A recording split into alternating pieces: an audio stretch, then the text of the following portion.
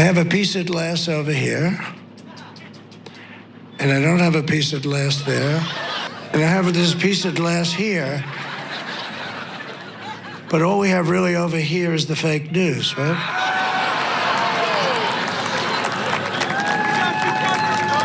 And to get me, somebody would have to shoot through the fake news,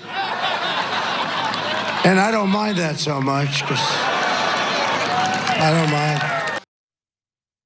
As we get closer and closer to that moment when the ballots actually start getting counted, Donald Trump keeps ramping up his very dangerous rhetoric, this time inciting violence against the press. This was his Pennsylvania rally on Sunday. He said he would not mind if somebody shot through the press to get to him. As usual, Trump's team is trying to engage in some damage control, this time putting a truly bizarre spin on Trump's comments. Trump campaign spokesperson Stephen Chung said in a statement, "The president's statement about protective glass placement has nothing to do with the media being harmed or anything else. It was about threats against him that were spurred on by dangerous rhetoric from Democrats. In fact, President Trump was stating that the media was in danger and that they were protecting him and therefore were in great danger themselves and should have had a glass protective shield also. There can be no other interpretation of what was said. He was actually looking out for their welfare, for more than his own, far more than his own." Wow. In addition to making light about violence against the press, Trump also made this concerning comment during the rally. Watch. We had the best economy ever. We had the wall. We had everything. I built over 500 miles of wall. They don't even talk about the wall. But we had the best border, the safest border. I won't pull down my world's favorite chart because I don't want to waste a lot of your time. But my world's favorite chart, done by the Border Patrol, it said we had the safest border in the history of our country the day that I left. I shouldn't have left. I mean, honestly, because we did so well. He shouldn't have left. And there's your admission from Donald Trump about his desire to stay in office just 2 days before the election. And Cenk, one other thing that has happened on this day, Donald Trump made a remark where he talked about inviting Mike Tyson, that maybe Mike Tyson should get in a ring with Kamala Harris, suggesting that he would like to see Kamala Harris punched in the face. It's bizarre. Cenk? Yeah, I mean, he's mainly punching himself in the face by doing this rhetorically and in the elections. When you are trying to win an election where there's going to be, it appears, record voter turnout from women, to constantly be talking about attacking women is not a great idea. And so I'm gonna protect them whether they like it or not a good look, right? And now talking about putting her in the ring with Mike Tyson makes you sound like you're a wife beater, which, by the way, according to his ex-wife, Ivana, he is. And you allow people to bring back all of those stories of all the different sexual assaults and domestic assault, et cetera, that has haunted Donald Trump in the past. Now, no smart candidate would say things like that, but Donald Trump, as we all know, is not a very stable genius. He's a very, very unstable person. That's why he says ludicrous things that cost him tons of votes before the election. That brings us to the media thing. Look, guys, I get that he had a joking tenor to that conversation, but after they all yelled at us and everyone involved, Democrats, media, the MAGA and Trump did, like, oh my God, you guys said mean things about Donald Trump. And some of them were such insults that we think that it might have led to people taking a shot at him. So you all have to bring down your violence. I remember Piers Morgan yelling at me for about 20 minutes straight about, oh my God, the Democrats have such terrible violent rhetoric. And you can't say the democracy's on the line. If you say democracy's on the line, that means he's a fascist. That means he's like Hitler. That means somebody should, like 8 different steps, right? Here, there's no extra steps. He says they'll have to shoot through the media, which I wouldn't mind.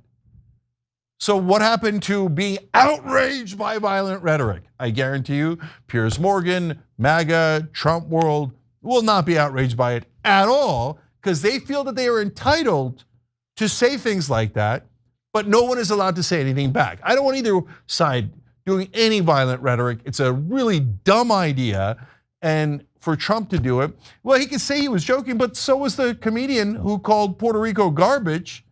How's that working out for you guys? Again, if you're a Republican, you should be 10,000 times angrier at Donald Trump than we are, because he's costing you the election.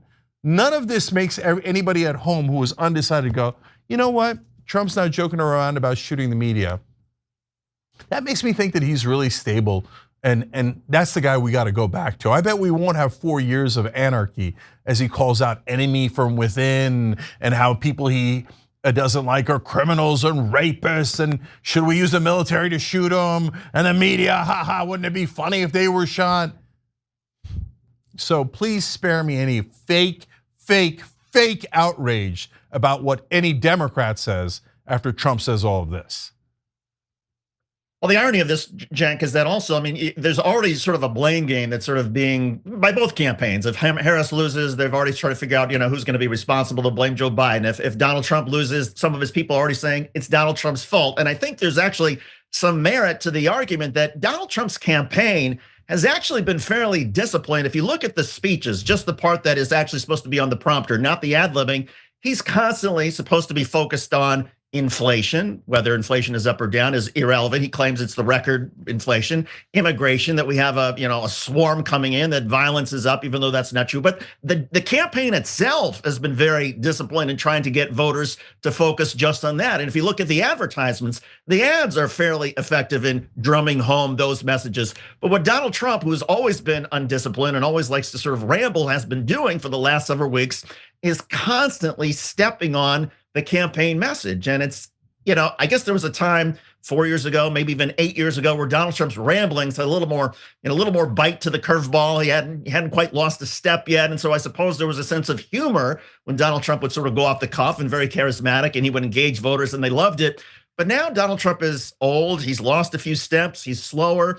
And some of his comments just don't make any sense. And at a campaign where discipline really, it would be crucial for Donald Trump if he's going to win this thing, he's his own worst enemy by constantly reminding people of things they don't like about him and constantly energizing women, older voters, people who care about democracy, people who don't like wife beating. I mean, Donald Trump is essentially checking all the boxes for essentially getting out the vote for Democrats. Yeah, and two more things from what we just discussed. Him saying that I shouldn't have left. Like, what is that? Like, okay, hey, I wish I had won, we would have had a better 4 years, perfectly fine. Of course, that's totally fine, right? I shouldn't have left. Well, brother, that's how losing an election works. You leave. If you say I lost the election, which he knows he did, and you don't leave, that's a problem. In fact, that's the number one reason why seniors are switching over to Kamala Harris, is because this guy says he won't leave.